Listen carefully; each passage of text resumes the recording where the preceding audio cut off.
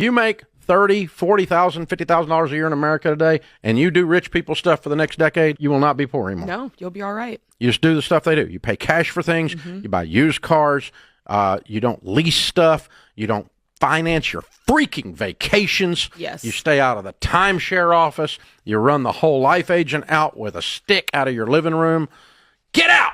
How much reading do you do? Not much. Not much. Okay. That's Not much okay. at all. That's okay. Here's what I want you to do. I want you to become a reader. I want you to turn the television off. The average millionaire reads a nonfiction book a month. I got a friend of mine reading 2 a month because he wants to be a 2 millionaire. Okay. So I'm going to send you some books, and I'm putting you in college right now, man, on how to get your life organized, how to get your act together where you go win and double your income. And it's not going to be easy. If it was easy, every idiot would do it, right? Right. Yes, sir. Right. But you gotta know that the average millionaire can't tell you who got thrown off the island. They're reading and doing other stuff at night, you know?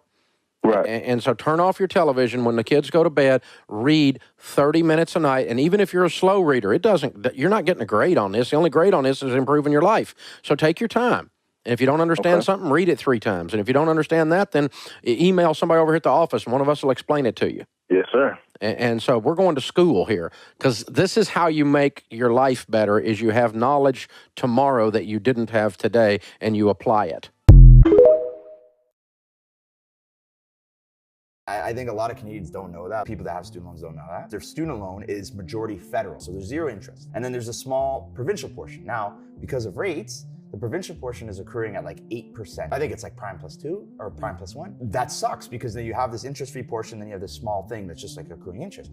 Well, what you can do is write a check directly to the National Student Loan Service Center. Only way you can do it. And say, hey, I want this check to go towards the provincial portion, and you can clear that. You clear the interest-paying thing, and then now you have this 0% loan that you can pay back over 1 billion years because inflation's eating out of that. That's the Buzz Lightyear exactly. loan, right? Buzz Lightyear. Infinity and beyond.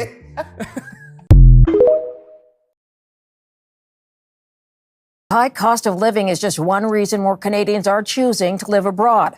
There's a spike in the number of people making a move. Which countries have the biggest Canadian expat populations and what challenges they face when they move? More and more Canadians are waving goodbye to their homeland. For the size of our population, there's a huge amount of Canadians kind of no matter where I go. And moving abroad, uprooting for reasons including housing and healthcare. Because I've been priced out of my own country. And on top of that, the waits for services, for example, especially medical services, is really, really pathetic. The latest data estimates around 4 million Canadians live abroad, roughly 11% of the country's population. That number a huge increase, a 36% jump from the number of Canadians who lived elsewhere in 1990. More than 1 million Canadians, that's over 1/3, live in the U.S. with 300,000 in Hong Kong and more than 70,000 in the United Kingdom. It's much more difficult to climb up in Canada than it is in the United States. Greg Luz moved to California and hasn't looked back. Do you feel forgotten? Yeah. And I wasn't really worried about it. It didn't affect me in any way. But again, there's no two-way connection. The report from McGill Institute for the Study of Canada says Canadians abroad have received little attention, from consular services to healthcare, taxation, and community building. The diaspora has been largely left to its own devices. Canadian posts overseas need to upgrade their services. They need to put more staff in there. But others argue the onus is on the individual. You would almost expect that expatriates should have some responsibility. They should be able to check the Ontario website for healthcare coverage, for example. Some experts now predicting the housing and health crises will continue to push Canadians to other countries if change doesn't happen soon.